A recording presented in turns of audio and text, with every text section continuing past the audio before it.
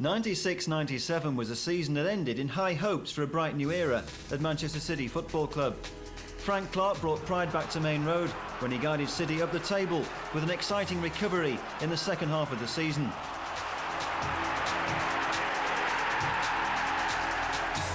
Gio Kinkladze gave City's new manager a vote of confidence when he signed a new 3-year contract. And the brilliant Georgian once again thrilled Blues fans with more magical moments to savour. Well, it was a major plus for the club. He's a quality player who has a wonderful relationship with the supporters. He brings people in through the turnstiles. You know, there are very few players around who will put a few thousand on the gate, and Gio's one of them. And it's a massive boost to everybody connected with the club that he's committed himself in the foreseeable future. After the traumas of Alan Ball's resignation, Steve Coppell's brief 33-day stint in charge, and the short caretaker roles of Asa Hartford and Phil Neal, Frank Clark transformed City's fortunes in impressive style. Just one defeat in his first 12 matches in charge promised better times ahead for the Blues, a run that saw City reach the last 16 of the FA Cup. This exclusive programme features all the best highlights from a dramatic season that began and ended with high expectations. The supporters deserve Premiership football. Clubs, by and large, clubs get what they deserve. And we're in the first division, so that's where we deserve to be. But the supporters, certainly, for the loyalty they've shown over the years, they deserve Premiership football, and that's what we'll be trying to give them next year. Next year, would you say, I mean, we were asking you to look in some respects into a crystal ball, it's a must that you reclaim the Premiership status? Nothing's a must, but it's pretty near a must. 9 months earlier, hopes of bouncing back into the Premiership at the first attempt remained intact when the Blues kicked off with a victory against Ipswich Town. Weaving his way through again, more magic from Kinkladze, Lomas going in! Lomas is the scorer, but if anyone was going to open up the Ipswich defence, it had to be Georgie Kinkladze. Another piece of special magic from the Georgian. Wonderful skill, the short corner, he's received it. He's attacked the Ipswich defenders. He's managed to get through 2 of them. He's had a little break and then he's clipped a lovely little ball up. And Lomas, who's been getting in, that's his 3rd time he's gone in there, has got the reward. The only goal of the match from Steve Lomas gives City a winning start. But the manner of victory was not convincing, and events quickly turned sour for manager Alan Ball. City was second best at Burnden Park, against a side destined to run away with the First Division Championship. The home side struck the winning blow at the start of the second half, Fransden claiming victory for Bolton with a thumping left-foot drive. Alan Ball immediately went and signed Paul Dickoff from Arsenal for £1 million. The 23-year-old striker, frustrated after 14 outings in 6 years with the Gunners, made his debut on the bench at Stoke City. But the match was lost before Dickoff came on as sub, Stoke racing into a 2-goal lead. Sturridge with a shot beaten away by Immel, but it's Forsyth! Here's Sheeran driving through, can he finish here? Sheeran, yes! Here's Pickering. All mistake by him, it's released Uwe Rosler. Great chance for Rosler, which he has accepted. It all stemmed from that dreadful back pass. City couldn't complete the recovery, and that was how it ended. 2 defeats in the opening 3 matches, a bitterly disappointing start to the season. Blues fans were not impressed, and time had run out for Alan Ball. 48 hours later came the shock announcement that Ball's reign was over, just 10 days into the new season. Alan came to see me at my house and we had a chat about things. And he asked me my advice, and we sort of chewed the fat and talked things over, and in the end he said, well, I don't like quitting, but I think in the best it would be in the best interest of the club if I resign. While the search began for a permanent replacement, Asa Hartford took temporary charge when George Graham turned down his chance to fill the Main Road hot seat. And Newton has two others in support. It's Newton, he scored! Beaten him along the near post and Charlton lead. Oh, this is the defender. Dickoff has lost him. Couldn't lose Newton. Oh, referee's given a penalty. And Charlton, not without some cause, are furious. Shoulder to shoulder there. Well, difficult to see why that was given. Uwe Rosler then. And City are level. 7 minutes remaining. Be Lomas or... Oh, it's Creedy, he scored! Jerry Creedy! With 3 minutes left to play. And the substitute has surely won the game for City. Oh, what a steal. A winning start for caretaker boss Asa Hartford. 21 years old Zambian-born Jeff Whitley makes his debut against the season's surprise package, Barnsley. Rosler. Lomas again. And Rosler! Well, he won't need telling. He really should have hit the target. Dealt with by Simons. This is Eden and Marcel. And Clip Marcel has gone on here, and he scored! I'm not sure that that's quite what he meant.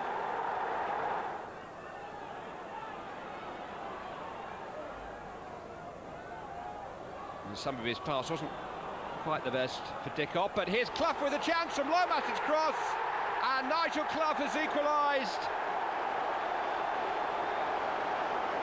So much space, and he had an instinct to find it, and although his shot was drilled at Watson, he couldn't keep it out. Flicked on hopefully towards Marcel. Whitley, oh, he saw the keeper short, and Marcel has won the game. The first home defeat of the season is confirmation that City are not going to find it easy to bounce back into the Premiership. But the Blues boost morale with the fine display at Port Vale.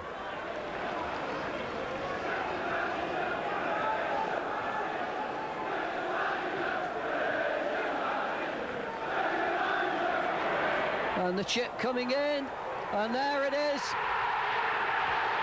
Always a danger. And number 11, Uwe Rosler, heading on to a perfect, inch-perfect pass from Georgie Kinkladze. Kavalashvili makes the run, Dickoff running, 1 against 1. Over Van Houston. And Paul Dickoff always looked threatening for Manchester City, especially in the first half. A superb strike, well worthy of claiming all 3 points, and well worth a second look. The Blues' first away win of the season is a welcome boost. But there's no joy at Selhurst Park, where City are well beaten by a dominant Palace side who raced into a 2-goal lead inside the first half hour. Leif Anderson made it 2-0 at half-time after David Hopkin had opened the scoring. With Palace boss Dave Bassett being linked with the vacant manager's job at City, his players clearly had a point to make, and Hopkin put the match beyond City's reach when he made it 3 at the start of the second half. City did fight back, and Kinkladze was denied when Mervyn Day kept out this long-range effort.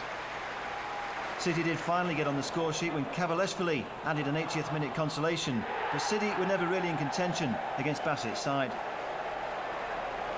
In the Coca-Cola Cup, the Blues suffer a nightmare at Lincoln, despite making a dream start after just 41 seconds when Uwe Rosler opened to scoring. The third division minnows hit back with 4 goals in a remarkable fight back.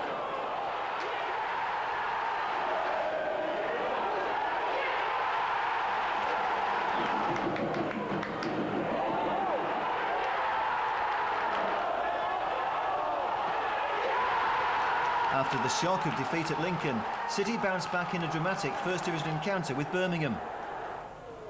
Kinkladze forward to Rosler. Kinkladze now finds Dickoff. Good movement again by City. And is that a penalty?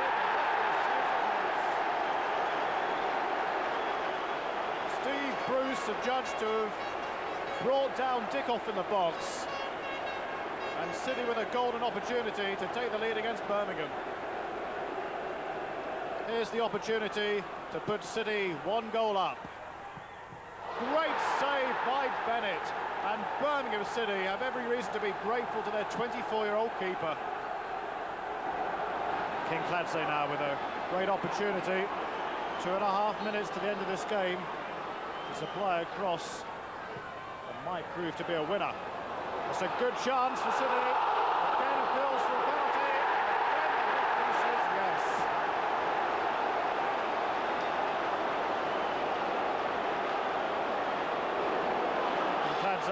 Sponsored up.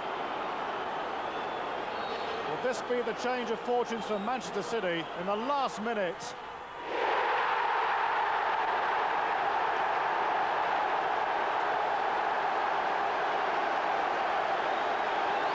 Scenes of utter jubilation for Manchester City.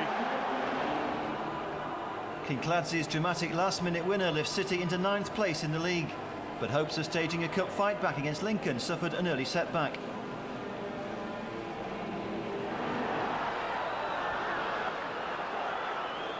A simple pass inside would have released. Here's Parson, here is Parson, he scored!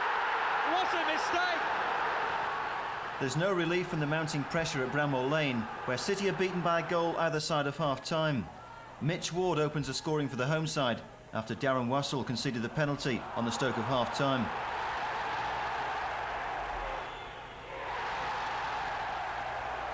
Gareth Taylor makes it 2-0 and City are beaten for the 4th time in 5 matches. 6 weeks after Alan Ball's departure, City finally unveil their new manager. Steve Coppell is City's surprise choice, but the former Manchester United player is quickly made to feel at home. Coppell's reign begins with a positive start at Loftus Road, where the Blues are tested by a great start by the home side. McGoldrick has made a mistake. Can Slade get onto it? Oh, Dibble did well. Sinclair plays it back in. That is magnificent! Paul Murray, chance for 2 now. It's 2-0. Well, this is tremendous stuff from QPR. Manchester City are lethal in the departments we already know about. The Kinkladze departments. Comes across and a chance for a goal! And Manchester City are back in it. Manchester City bring themselves back into it now.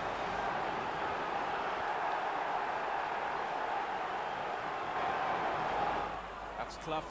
Now it's Kinkladze. This is dangerous. Kinkladze, a chance. Handball. And he's going to be sent off for that, is he? Andrew Impey, it's a penalty. Well, they've hit the post twice, hit the bar once. Now they've got a penalty. Summer against Kinkladze. It's 2-2. Drama at Loftus Road. Manchester City absolutely jubilant. A stirring fight back by City suggests better things to come. But there's no joy at Elm Park, where Lee Nogan knocks Coppell's men out of their stride with a double blast. That made it 1-0 at half-time, and midway through the second half, Nogan added Reading's second. But this time there's no fight back, and City's hopes are ended when Steve Lomas is sent off 8 minutes from time.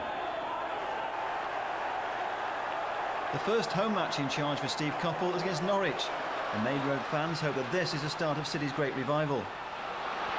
Has Rosler pulling away to his left, and Such couldn't hold him flags up here, it wouldn't have counted anyway. Brian Gunn made a useful save, but Rosler just straight beyond the last defender. Eadie helped on by Fleck, and Eadie's in behind Wassell, and Dibble did well with his feet, deserved the luck that he had, denied Darren Eadie.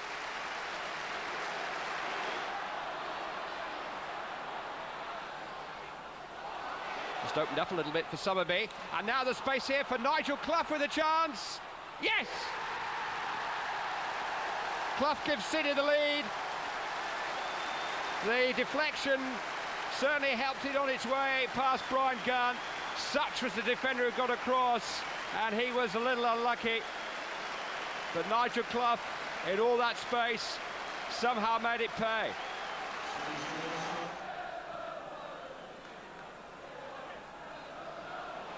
Polston let it bounce, and Dickoff made it uncomfortable for him. Very uncomfortable. It's 2-0. It's Paul Dickoff. He just wouldn't give that one up, and he forced the mistake from Polston.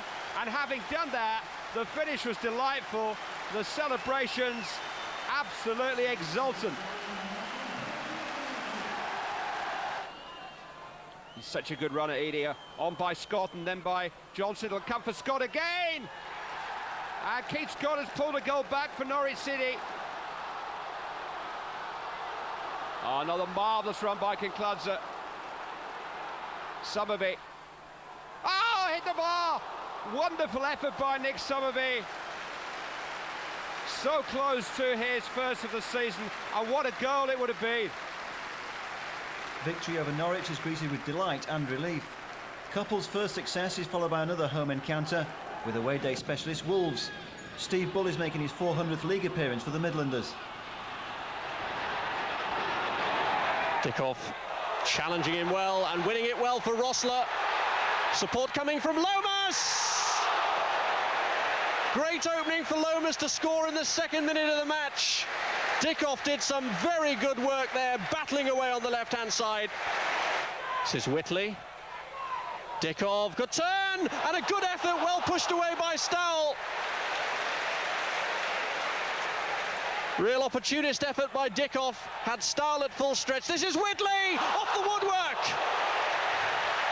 Stunning shot from the youngster.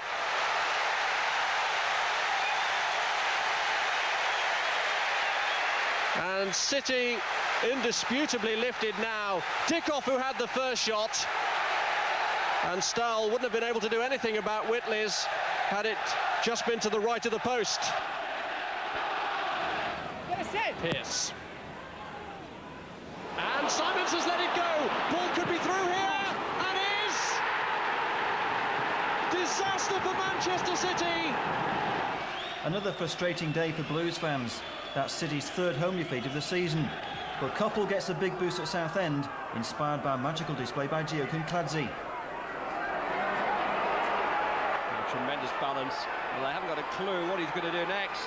Oh, he's found Rosler, that's what he's going to do, and Rosler's round Royce, and that is some goal. Uwe Rosler scored it, but it was brilliantly provided by Georgi Kinkladze. Sometimes those mazy runs don't have an end product. That time the pass was perfect. Dublin in trouble. Nigel Clough did well. This is Rosler. Now Dickoff. And now Kinkladze arriving on the scene. And that's two. And the man who has orchestrated this fine Manchester City performance, Georgi Kinkladze, now has a goal to show for it too. He's been outstanding tonight. It's Summerby now. And Dickoff. Harris's challenge was late, and that's a penalty. And Southend United are just on the ropes. Harris's challenge wild. Manchester City in control. Fittingly, it will be Kinkladze again. 3-0. And no more than City have deserved on the night, and certainly no more than Kinkladze's deserved. Rabble's header. Just slipped away from Dibble, and here's Williams. And Paul Williams has got to go back for Southend. They're got by Gridley. Now Rammel with the shot, and it's 3-2 now. After 2 wins and a draw in Couple's first 5 matches in charge, the mood was more optimistic when the Blues arrived at the county ground for the showdown with Swindon. Gio Kinkladze received a great reception by City's loyal travelling supporters. The brilliant Georgian clearly the fans' favourite and very much the heart of City's ambitions for the future. Meanwhile, fans gave their verdict on progress under Steve Coppell. Steve Coppell, well, you know, we waited such a long time that we were pleased we finally got somebody, and Steve Coppell seems to be a reasonable choice. I think most of the fans are fairly happy with that. Just have to wait and see what his managerial capabilities are. You know, it's our place, which is the graveyard of managers, isn't it? I think he's really good. I think he's going to be the guy take us up. I still think we can win this league. I think we will. If not, we'll win it in the playoffs, go up, start doing really well in the Premier. Kinky's the man, isn't he? I think he'll score a few today again. But sadly, it didn't go according to the script. Leach. Nice ball through to Allison. Now then, Allison trying to go around his man. Penalty given! Well, Allison up against Kit Simons there. He saved from Winterburn on that famous occasion. Now he's up against Kevin Horlock, and he saves again! Oh, still 0-0. Marvellous stuff here, 39 minutes gone. And it's not even a corner.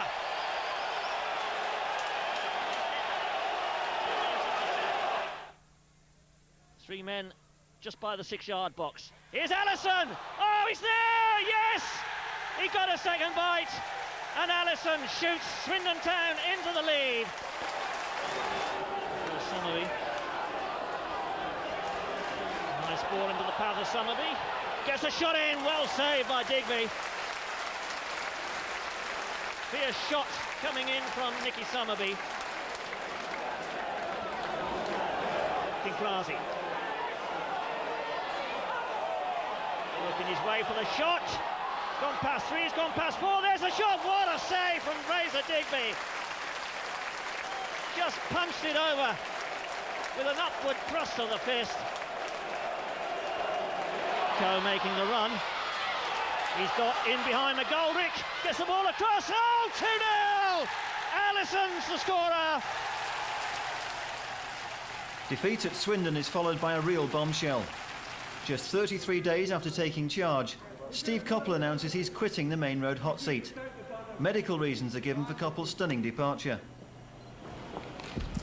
I'd just like to say sorry to the supporters of Manchester City who have, to a person, made me feel very welcome.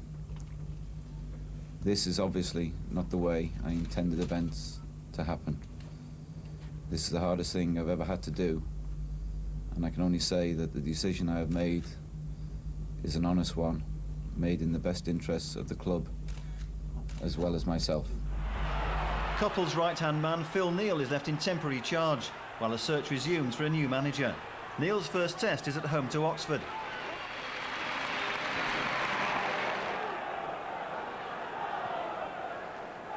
Now Kinkladze, and past the first man he goes. May well attempt the shot, instead he threads it in here. Chance for Dickov, who hits the upright. What a terrific start that would have been for City and for Phil Neal.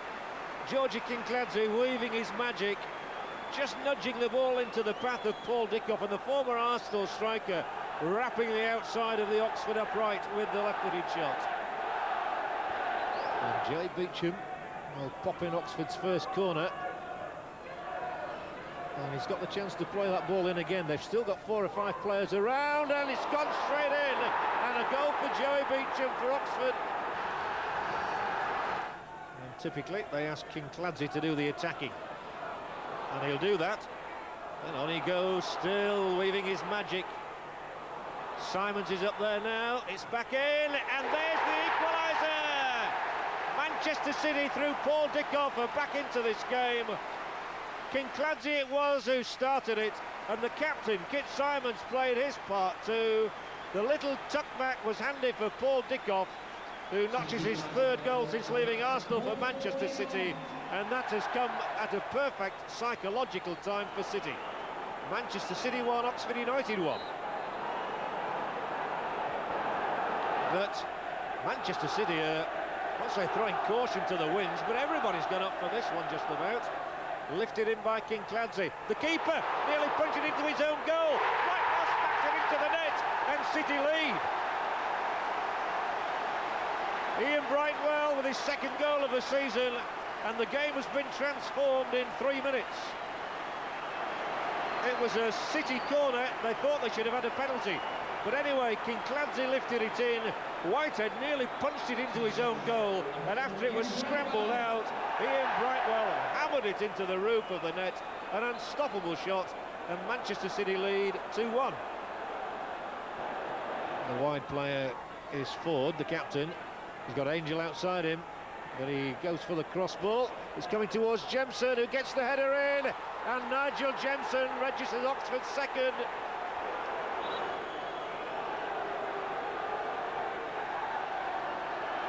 And I'm afraid we've got one irate supporter on the field, and that is something we really don't want. He's having to be calmed down by Eddie McGoldrick. He came straight away onto the field to confront the City players, and he will be removed very promptly by the police. A single objector, but he's going to be booed by every City supporter in the stadium. Well, it's knocked across rather haphazardly by Jemson. Elliott gets up well, he's still there. Elliott couldn't get the... well, he did get a shot in, but it didn't go anywhere near, and so Martin Gray was presented with the ball again. It's all Oxford at the moment. Elliott's there for the header, and it's in, and Dibble's been beaten again, and Matt Elliott may have won the match for Oxford United. Sure enough, Matt Elliott's 87th minute winner sends City stumbling to another defeat. Things should have taken a turn for the better when City made a positive start at Fratton Park. The Georgian, lovely ball inside to Summerby, and again the dangerous cross. A great save from Flahaven. Still it's not away, and Manchester City have taken the lead through Simon Roger. There was hesitation on the far side. It looked as if the Pompey players were waiting for the whistle to blow, and in fact it didn't. Flahaven made one really good block, but the ball came to Simon Roger, who knocked in his first goal for Manchester City. Well, that's a lovely dummy from Turner, and Bradbury's onside. Lee Bradbury tucks the ball away. Fitzroy Simpson drills it. Oh, what a beautiful goal from Fitzroy Simpson! The run of 3 successive defeats was halted and a goalless draw at home to Huddersfield, but the pressure was back on at home to Tranmere. Well, that was a bit casual from Stevens, and here's Cavalashvili now. Oh, Nixon managed to repair the damage which Gary Stevens had done. It was a good chance, though, for Cavalashvili. Alert keeping from Eric Nixon. On by Aldridge, and a chance for Higgins. And Dave Higgins has given Tranmere Rovers the lead. Kinkladze. Back to Summerby. Oh, it's through Nixon and in! It's Nicky Summerby! And a terrible moment for Eric Nixon on his return to Main Road. Now Rodgers with the cross. Oh, come up, Brightwell, it's scored! Ian Brightwell! Nothing is going right for caretaker boss Phil Neal. That's his 3rd defeat in 4 matches. Alarmingly, the Blues have fallen into the bottom 4. They badly needed a win against West Brom.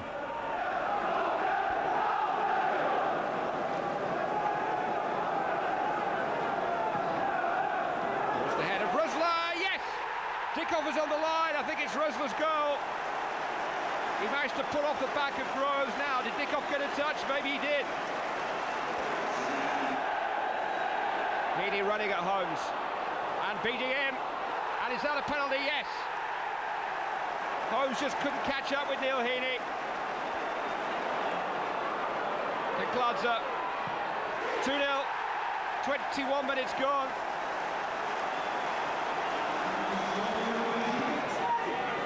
Pescatolino. Marchison did well. Pescatolino. It counts. It's 2-1. Dickoff. Taking on Groves. Now, did he get his foot on the ball? He didn't. Not in the opinion of the referee. And City have another penalty. Mistimed challenge by Paul Groves. Same again. It's Kinkladze. It's 3-1.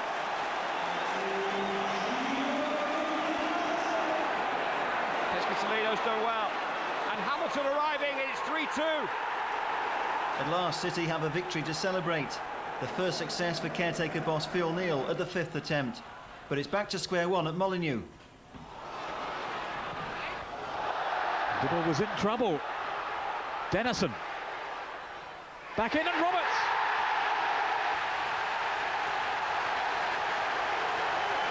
Here's Bull, and Roberts. Good save by Dibble. Roberts for the follow-up. Roberts looking at the far post. Dennison. Oh, what a goal! The team I had today was a combination of what other people have brought to Manchester City. My lad that I've brought in, Neil Heaney, wasn't available for fitness due to obviously kind of injuring his foot. So I'm working with other people's players, and as I say, at the end of the day, we've got a scrap, and we're in a very serious position. And say I'll do my utmost until somebody tells me to stop. Fighting talk by Phil Neal. At home to Bradford, City are lifted by an early breakthrough. Plenty of bodies forward for Manchester City. Dickov on the edge of the area. Might come to Kinkladze into the area. He goes down. It's a penalty in the opening couple of minutes, right down in front of the City supporters. 5 of Kinkladze's 6 goals this season have come from the penalty spot. The Bradford fans doing their best to put him off. It's a long run up. In. Straight through Schwarzer. Manchester City 1, Bradford City 0. Quick throw in, down the right. Uwe Rosler, not seen too much from him so far. In it comes. He's looking in there, and it's 2-0. It's Paul Dickov getting the second for Manchester City. And that all stemmed from John Dreyer being caught over on the far side. Manchester City got the throw. It was quickly taken. Rosler onto it. Into Dickov, and that's Manchester City 2, Bradford City 0.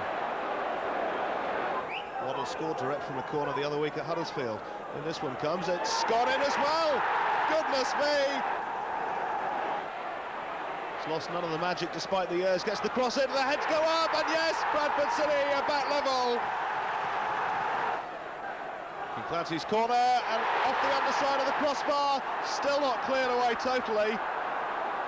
Simons it was, it smashed off the woodwork.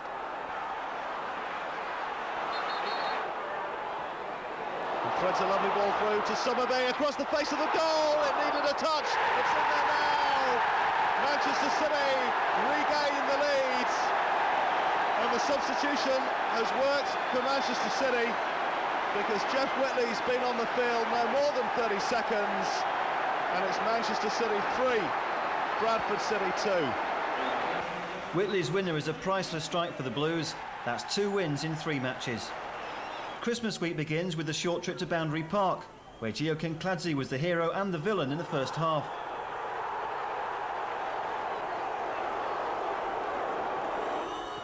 A missed penalty let the Latics off the hook early on, but Kinkladze made amends in the way he knows best. A super strike by the Georgian gives City the lead at half-time. But it all went wrong in a frustrating 10-minute spell midway through the second half. Ian Ormondroyd made it all square when he headed home. Then City were beaten by Nicky Bainger's shot through a crowded penalty area. Victory for the Latics means they move out of the bottom 3. A disappointing result after City had taken the lead. The festive woe continues with another blow on Boxing Day. In-form Port Vale made it 4 wins out of 4 when they claimed the only goal of the match just before half-time. Martin Foyle, the goal scorer. The trip to Barnsley proves to be the final match in charge for caretaker boss Phil Neal. Marcel is onside here. Chance for Wilkinson. Simons did really well. Brightwell couldn't get it clear. Eden got in a shot. There was an appeal for handball. It's been given. Penalty against Kid Symes, I think, who performed heroics there. But when Eden got in a shot, well, it just seemed to strike Simons on the arm. Jovo Basancic then. And Barnsley lead.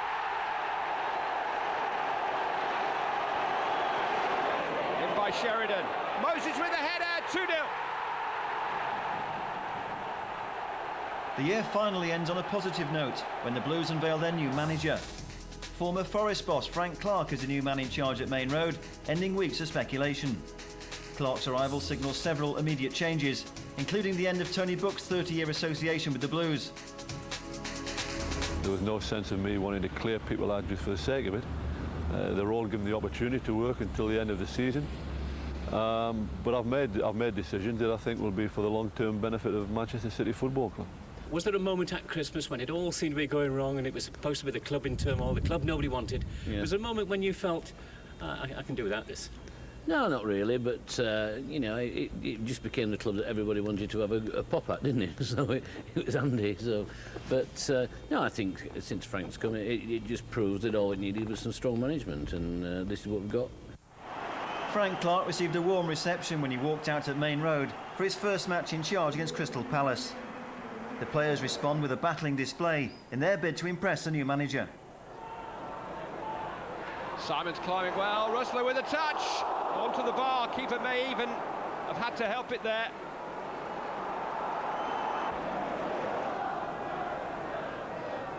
Kinkladze takes.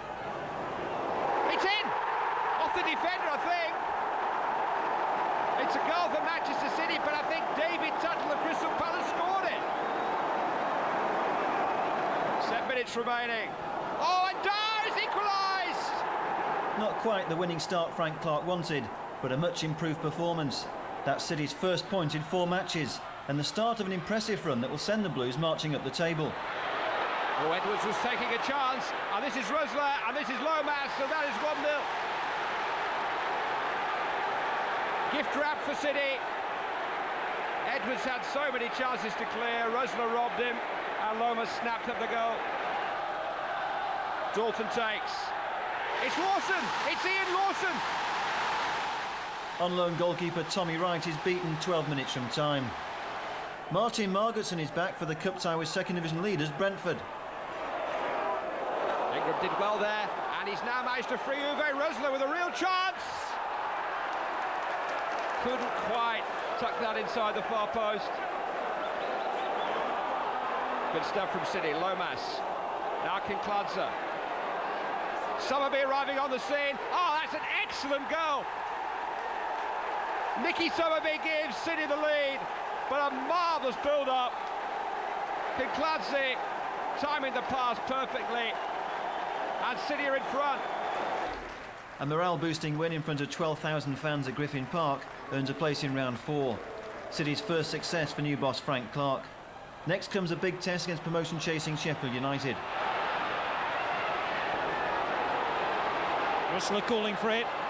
No offside. Rustler, great cross. Oh. And a marvellous clearance by Hodgson to relieve the pressure on that Sheffield United goal. Ingram towards Rustler. Great flick on. Can Kinkladze get there? He can. Can he score? No. Unbeaten now in 4 matches, the new boss says he's pleased with the progress made and is confident the Blues will continue to climb the table. January ends with Clark completing the signing of Kevin Horlock from Swindon Town. The versatile Irish international joins the Blues for £1.25 million, and he makes his debut at Oxford, where City hit top form, boosted by an early opening goal conceded by Phil Gilchrist.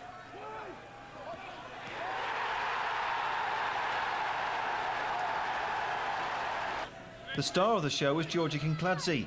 A brilliant display began with a touch of magic in the 33rd minute, when Gio made it 2-0.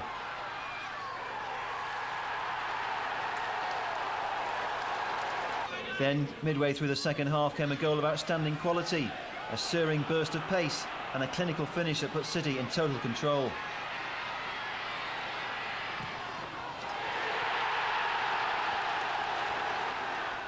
Paul Moody, a second-half substitute, scored Oxford's late consolation goal that made it 3-1. But City were never in danger, and a thumping victory was rounded off 2 minutes from time when Kinkladze's corner set up Uwe Rosler for goal number 4. Confidence is soaring when the Blues take on Watford in round 4 of the FA Cup. Found a way through to Rosler, whose effort was blocked, but it's in now. It's Heaney. Palmer just managed to scramble away Rosler's header, but Neil Heaney scored.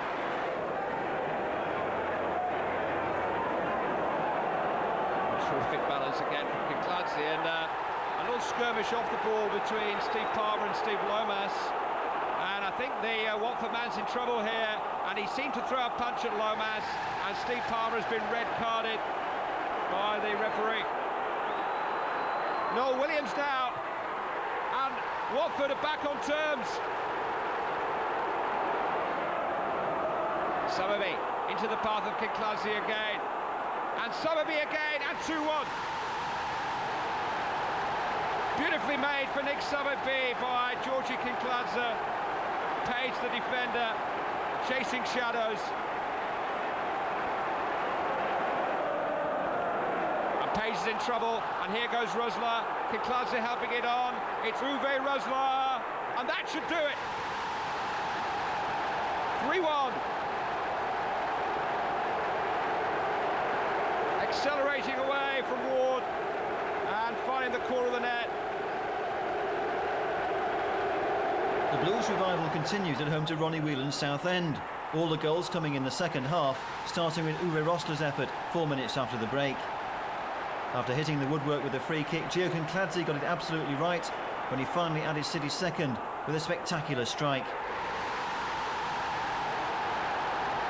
More magic from the little genius opened up Southend for goal number 3, and Uwe Rosler claimed his second goal of the match to complete a superb victory. A stunning combination by the Blues star men. That's 10 goals in 3 games. Unbeaten in his first 7 matches in charge, Frank Clark's next test was an FA Cup showdown with Middlesbrough. Lomas, so it's not bad. What a cheeky strike by Steve Lomas. A rueful smile.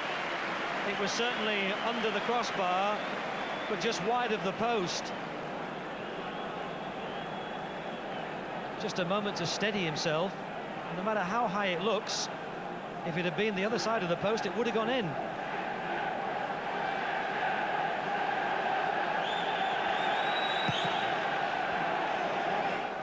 Kinkladze takes it. Oh, Simons! He stooped to head it, when in truth it was low enough perhaps for him to have kicked it.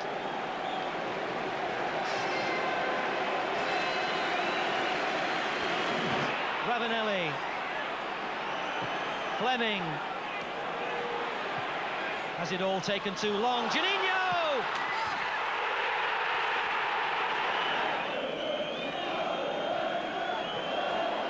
Crooks. Oh, he hit his own man. 19-year-old Lee Crooks, faced with a moment of glory. He couldn't have struck that left foot shot any better. Hit the back of Paul Dickoff and deflected just wide. A brave effort by City, but Cup specialist Borough are on their way to a Wembley double. Meanwhile, Kinkladze's second half injury is a long-term setback. He'll miss the next 5 matches. At home to Swindon, the Blues bounce back in style when Kevin Horlock opens a scoring in his first match against his former club. A sweet moment for the Irishman. After Swindon's Peter Holcroft was sent off, City took full advantage, adding 2 second-half goals. Nicky Summerby made it 2-0 with a fine individual effort.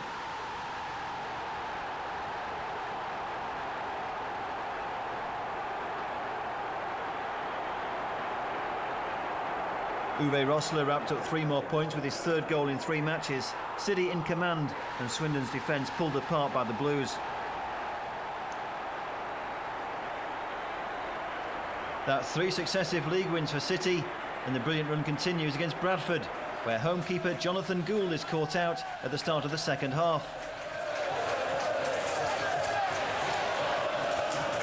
Ball by Simons, and there's no flag here. Dickoff is onside, and well, Gould just stood in his path, and the referee has given a penalty.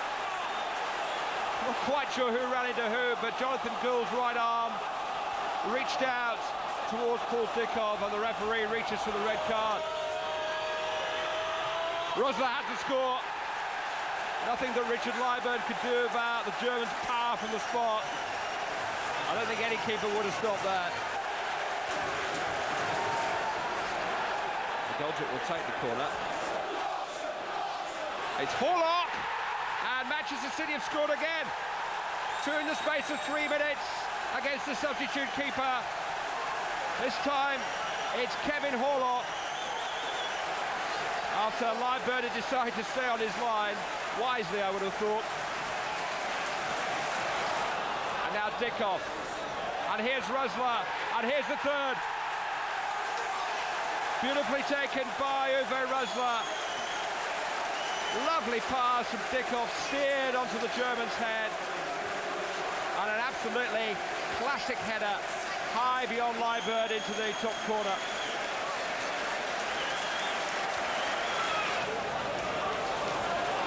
It's plucky play by Jacobs, not by Hamilton. Dino trying to get in behind Beasley, and the referee says penalty. Paul Beasley just a little embarrassed as the ball dropped beyond him. And Dino makes it 3-1. If only Frank Clark had arrived at Main Road earlier, the Blues could have been pushing for a place in the playoffs. Meanwhile, Clark continues to strengthen his new-look squad. Tommy Wright joins the Blues in a £450,000 deal from Forest. Wright impressed during his loan spell at Main Road, and he's back in the starting lineup for the home match with Portsmouth. Now he's found Sowerby as well. He'll try and get on the outside of the defender, whips it in! And Manchester City take the lead through Kevin Horlock. Beautifully created and beautifully finished as well. 3 in 3 for Horlock. But a lot of credit here, Dickoff and Sowerby. Sowerby attacks the Portsmouth defence, gets around the outside of Cook. The ball in's perfect, and Knight has no hope against Horlock's header. So Kevin Horlock, having scored against Swindon, having scored against Bradford, now scores against Portsmouth for his 3rd goal in as many games, and what a valuable one.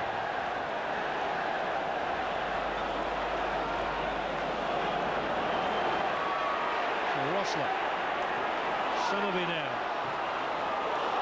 Sowerby. He'll hit one. Oh, it's a good try. Fully 30 yards, Nicky Sowerby. Much applause for that effort. He's a long way out, really. He could have probably advanced a little further, but he decides to try his luck.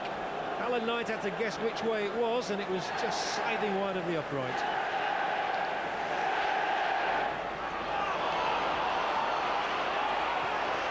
Rosler, and he's angled it back here, and it's beaten away, but Sowerby still has the chance to belt it back in, and there are 3 in the middle if the cross is good. It was good, but not quite good enough, not yet anyway. Dickoff, they're queuing up in there, Lomas over the top. Always an awkward angle, but put over by Lomas. One of those that looks bad, but it's amazing how often these do miss. Sowerby with the ball in caused panic, that's for sure. And then it was chased by Dickoff, and there were 3 or 4 waiting, and it was Lomas who just looped it over with the instep. I'll have to go all the way. Pulls it in, just needs to turn. Dickoff nearly tripped, finally gets the shot in, and beaten out by Knight. He was so close to winning a penalty there, Paul Dickoff. So Simpson through, what a goal! City denied by their former star, but the Blues bounced back against Oldham. Uwe Rosler claimed victory with his 8th goal in 8 games. Rosler climbed well then, and Dickoff has fed Sowerby, and there's no flag here. And here's Rosler, and Manchester City are in front. It's Uwe Rosler from Nicky Sowerby's pass, stayed level with the winger, and gave Gary Kelly no chance. That's 9 league matches without defeat. But the sequence is finally broken at Birmingham, where the Blues are still without the services of Gio Kinkladze.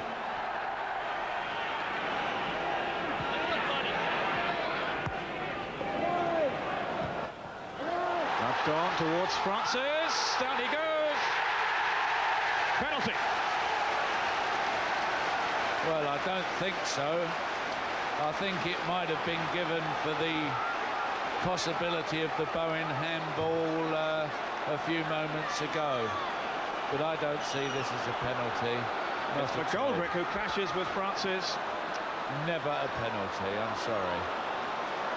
Well, there was contact made, and the referee, no hesitation this time, pointing straight to the spot.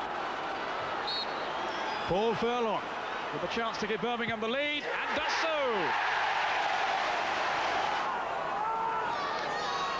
Bruce has gone up as well. That was Francis!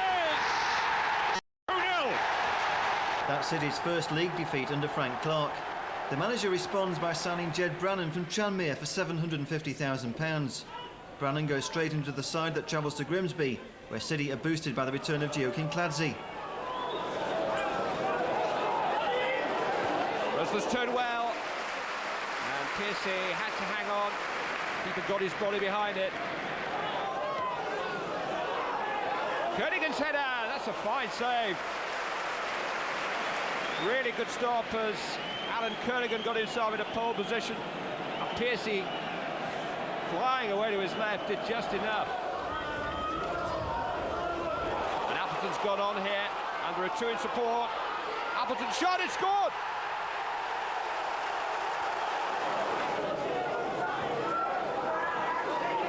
Out as far as Brannan. Really full-blooded drive by Jed Brannan, and Piercy can't have seen very much of it. Somebody resisting the challenge. This is Kabalashvili.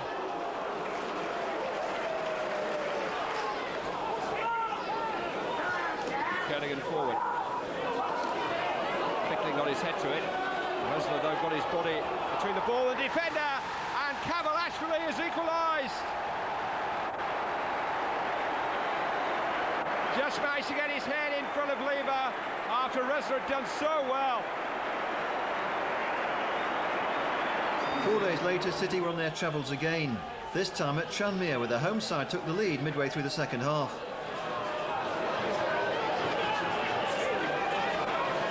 Now McGreal joining in. Cook arriving. Jones! Gary Jones to Tranmere.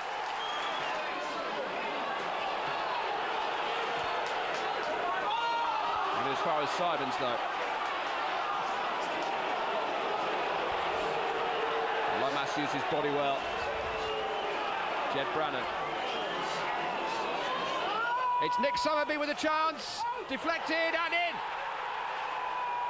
And City have equalised with 4 minutes left to play.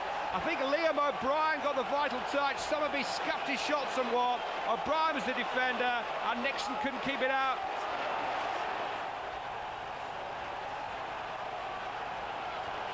The home match with Stoke was delayed by 45 minutes because of a fire scare.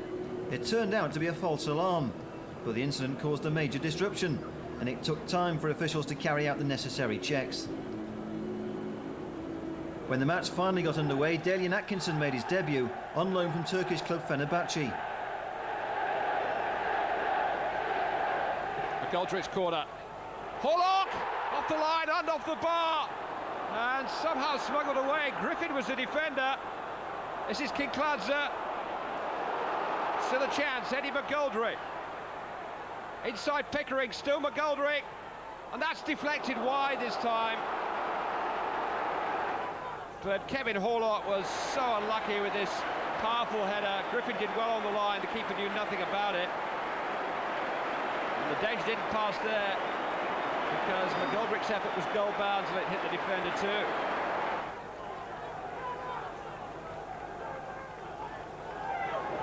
Kinkladze. Lomas had made a good run. 3 in the middle. One of them's Rösler. Got underneath it. Approach play was deserving of Rösler's applause and a better finish.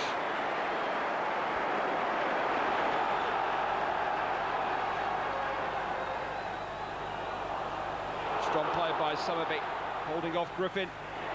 And here's Atkinson. And Nicky Summerby did well to hang it up for him. And Dalian Atkinson was best placed in the melee. Brightwell. Found a way through to Rösler. Lomas trying to turn. Marble clear. Horlock, though, eases him off the ball. Eddie McGoldrick into Delian Atkinson. It's a debut goal for Atkinson. McGoldrick's cross. Keeper decided to stay, and Atkinson's power and height did the rest.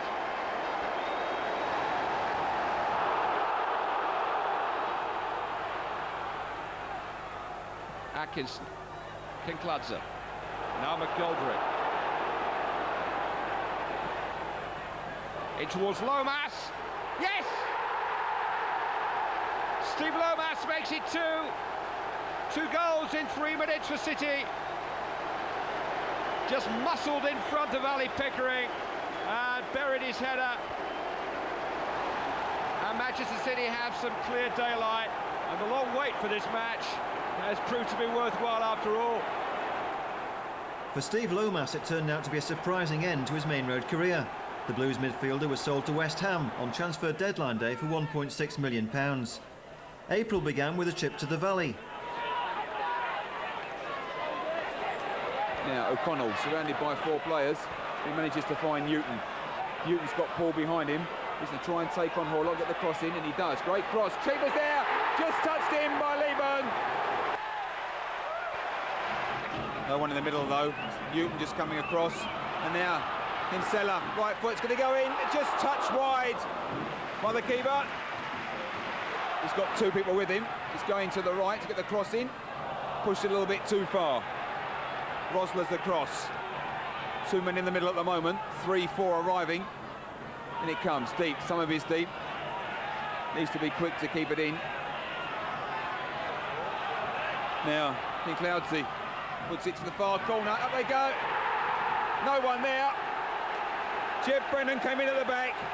Gets the equaliser. Lovely cross from Giorgio Kinkladze. Didn't pick the man out because they weren't there. They all came in. He just picked the area out. Empty space right towards the back of the goal. Maybe the keeper should have come. But Jed Brennan comes in.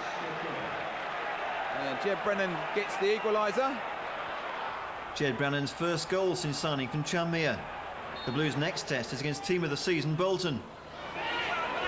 Touched back by Summerby. Up here to Rosler. 1-on-1. And Fairclough surely was tugging away at the shirt. Fairclough pleads to Mr. Poulain that it was the other way around, or at least 6 for one and half a dozen of the other. Well, perhaps we can tell you. Well, he looked to be grasping his arm more than anything initially. Anyway, the referee's decision is free kick. And the ball is driven in! And Manchester City take the lead through Georgie Kinkladze. And he caught everybody out. Manchester City 1, Bolton Wanderers 0. And a roar around Main Road. And this is why. Kinkladze, cool as you like, into the corner, 1-0.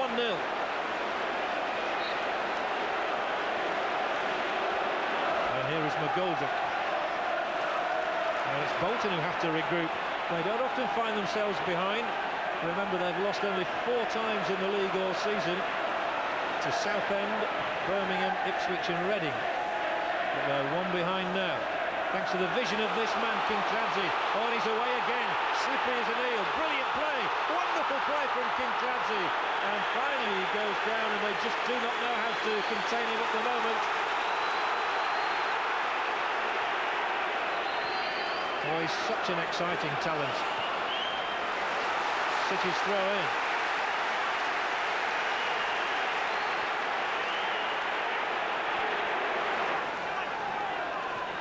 Bolton relieved. They must be dreading the sight of this man running at them at the moment.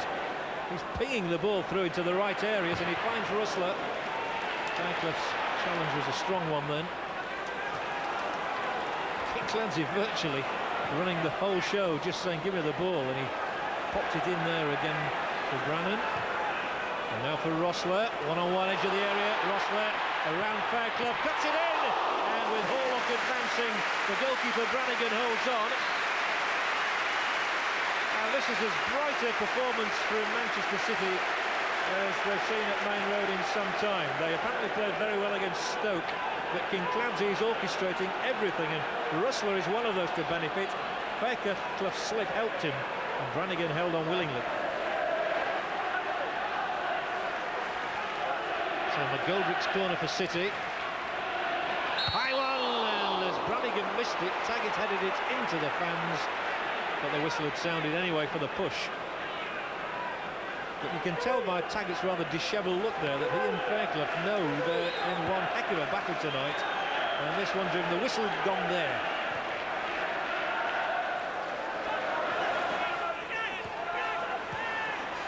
Phillips is in a good position here. Pollock needs to turn, does that well, and the tip over, and then under the bar, has to be a goal, and Bolton Wanderers get back into the match with a goal from Miksu Patalainen. Oh, and that's well played. Patalainen into Scott Sellers, still Sellers, can he finish it? Sellers, brilliant goal, fabulous.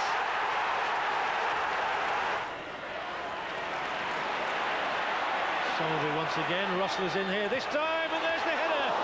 Plucked out of the air by Brannigan, but a good try from Uwe Rustler. He stole into the space of the penalty area that allowed him to get in a strong header. On the end of the cross from Somerville, there he was, just needed to glide it wide of Brannigan though. Easier said than done, obviously.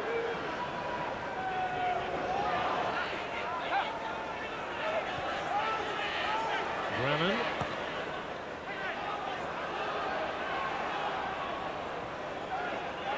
Finally out to Kinkladze. Can he weave any magic from here? Well, he can cross a ball in, which is towards Rustler. And at the second attempt, Brannigan gets hold of it cheerfully and gratefully.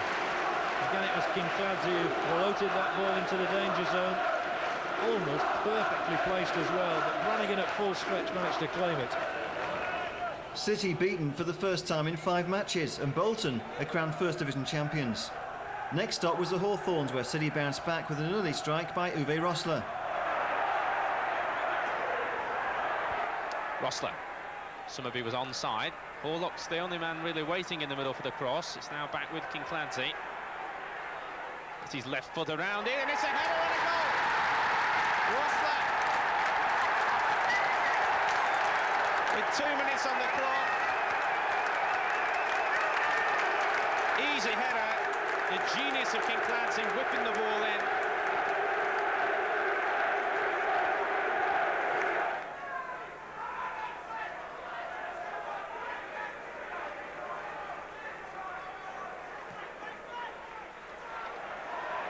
This is Dalen Atkinson. He might be interested to know that his former club Aston Villa are losing at home to Derby by a 1-0. Summerby. Kinkladze. Back in for Brightwell. It's a free header for Horlock, and a second goal for Manchester City.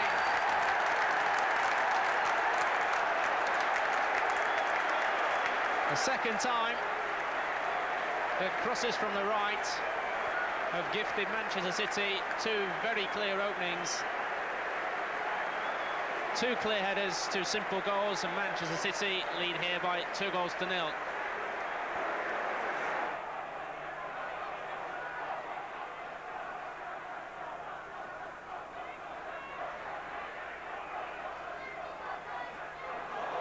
Good touch by Kinkladze. It's a super move this by City.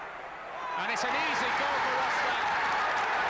It should have been dealt with by Sean Murphy. Really was a great move. And the final ball that came in was an absolute killer.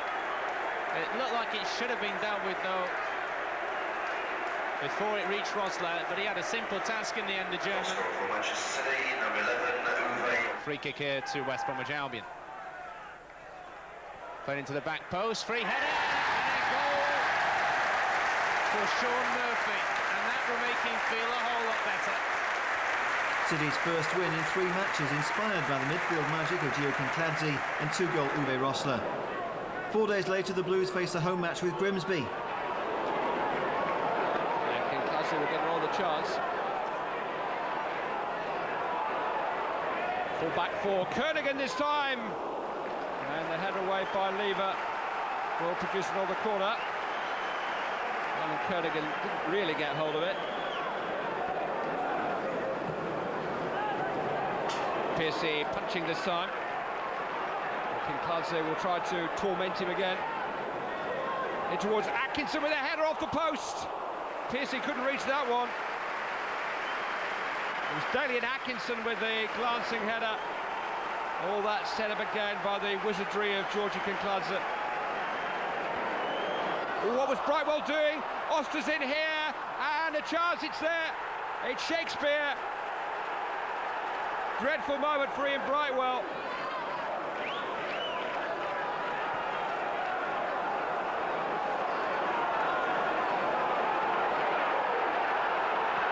Horlock. Come back for Simons though. Rosler. Atkinson. Clough. Got possession well here. Kinkladze. Touched on by Clough. Chance for Atkinson. Oh, what a good goal that is. City on terms, and how many passes, I wonder. Nigel Clough with a telling one. Through the defender's legs for Dalian Atkinson.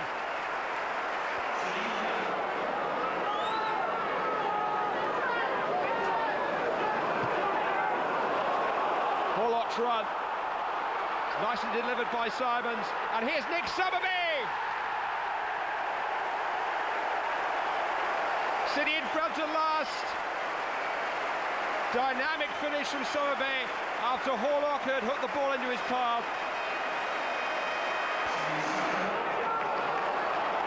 Summerby. Now Kinkladze. Pickling allowed him to turn and run at him. And he may regret it. Oh, marvellous stuff from Kinkladze. And here's Summerby. Oh, yes! Grimsby were mesmerised. Kinkladze had them dangling on a string, Fickling in particular. Did everything right, really, held him up. Eventually he turned between Fickling and Shakespeare and delivered that killer ball for Nicky Summerby to surely kill Grimsby off. A brilliant match-winning double from Nicky Summerby completes an impressive second-half fight back against Grimsby. But it's a different story against Queen's Park Rangers when City failed to take control in the first half. City just couldn't turn the possession they had into a worthwhile effort on goal. John Spencer made the Blues pay with a double blast at the start of the second half, the former Chelsea star breaking the deadlock when he rounds off the move of the match. 3 minutes later, a mistake by Alan Kernigan proved costly when Spencer seized control and raced clear to make it 2-0. City just couldn't get going, and Rangers added the final blow 14 minutes from the end when Steve Slade completed City's heaviest home defeat of the season. Poor defending by the Blues punished by rampant Rangers. 3 days later, it was a much closer contest against promotion-chasing Ipswich at Portman Road. Flag stayed down. Here's Summerby. Great block by Wright. More danger here as Swales gets in another block against Kinkladze. But there's always a danger when Ipswich press forward that Manchester City will be able to exploit the gaps at the back. Then Summerby shook off Tarico. It was a good save by Wright. He stood up for as long as he could, and then Swales got across in the way of Kinkladze's shot. Atkinson, he was stretching a little bit, but he was able to get the Manchester City attack moving here. Atkinson, the option in the middle. Some good play here on the far side by Crooks. Now Summerby. Vaughan keeping a steady head at the back as Tarico tumbled under the weight of the challenge. Good header and straight off the bar from Atkinson. What a let-off that was for Ipswich Town. Summerby with a cross. It was a good cross too, and Atkinson rising above everybody to hit the bar. Well, Dalian Atkinson needs to prove a point to Frank Clark, the Manchester City manager, and he would have done it with that jump. Bullock. And by Simons. Good effort. And just a fraction over the top of the crossbar. There's a tremendous drive from Crooks. But the strength of Dalian Atkinson, evident then. Didn't get his head to the ball, but he just did enough to get the ball down to Crooks, whose drive was only just flying over the top of the crossbar. Scowcroft. Shoulder to shoulder with Simons, and that's a penalty. Kit Simons, the Manchester City skipper, booked earlier in the first half for a challenge on James Scowcroft. A penalty for Ipswich Town. Steve Sedgley steps forward. He missed one at Reading, but he's scored 6 from the spot this season, and he's put Ipswich Town ahead after 41 minutes. Even though there are only a couple of games to go now, obviously you want to go out and win. Well, we want to finish on a good note, you know. There's professional pride to play for. There's, you know, our supporters, I mean, it's a very difficult trip for them this midweek, but you saw them here tonight. They'll be there in numbers again on Friday. So we've certainly got to give it a go at Norwich. We want to finish with 2 wins if we possibly can. The legacy of defeated Ipswich is that Gio Kinkladze misses the match at Norwich with a calf strain. Kinkladze's midfield inspiration was sorely missed at Carrow Road, where the Blues struggled to open up the home side. A good display by Martin Margetson kept Norwich at bay. City's best effort ended with Dalian Atkinson blocked and Nigel Clough denied by the woodwork. It was a match always destined to end goalless. Gio Kinkladze misses the final match of the season, the home encounter with Reading. He's still ruled out by injury, and Blues fans spend much of the match chanting for their hero to sign a new contract. Good work by Mika. Brought a little bit of space for himself. It's Michael Mika. Oh, he took a deflection off McGoldrick and it's gone in. And Reading have scored in the very first minute.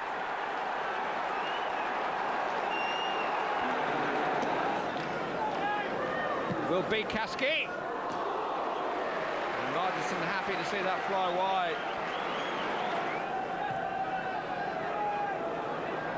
Simons up well. Dickoff with the overhead. Rosler! Really good work by Paul Dickoff. After Simon's header had looped towards him. And Rosler caught a little bit by surprise, I think.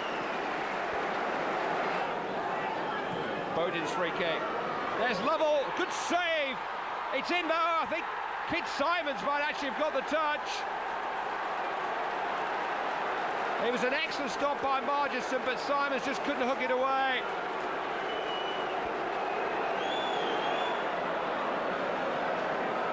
Crooks to Summerby. They seem to be caught then by Bowden, who was having his shirt pulled. And then eventually the fullback had a hack at it and failed to get the ball. Summerby takes. Dickoff! Oh, they lost him completely. No marking at all at the near post. Keeper helped it over. McGoldrick's corner. Simons. Dickoff, yes! Paul Dickoff, with a little over 10 minutes of the half remaining. He got himself in front of Bowden and was able to cotton on to Kit Simons' header.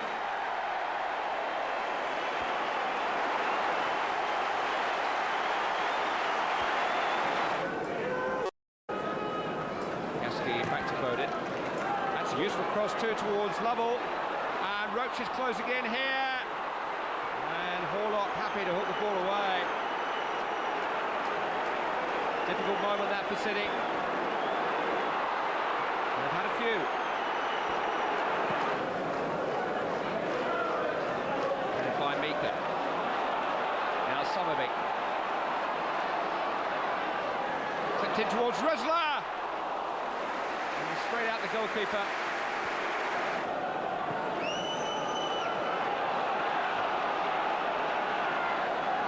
Now Brannan.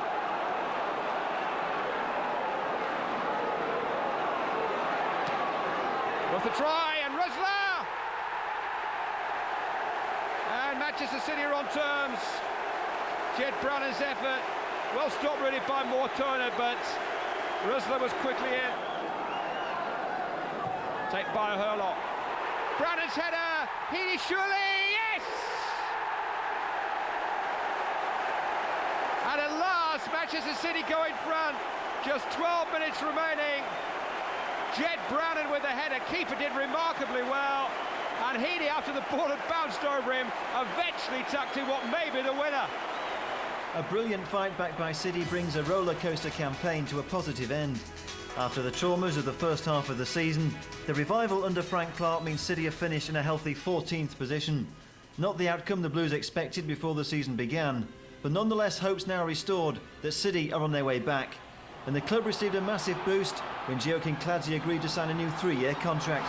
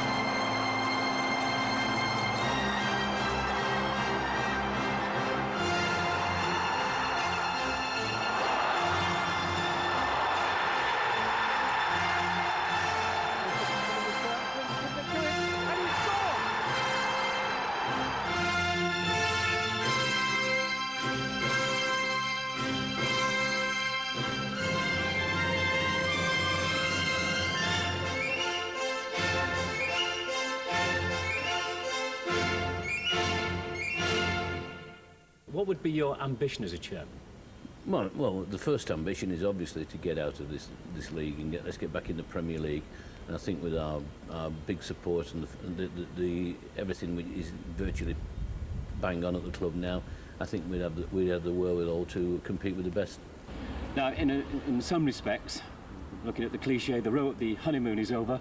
You know that. You're realistic enough to realise that there's enormous pressure on Frank Clark and his staff and on everybody at Manchester City to regain Premiership status next season. There is. I mean, expectations will be very, very high next season, and we know we have to be thereabouts. I mean, it was relatively easy when I came because the supporters were looking behind them at the second division.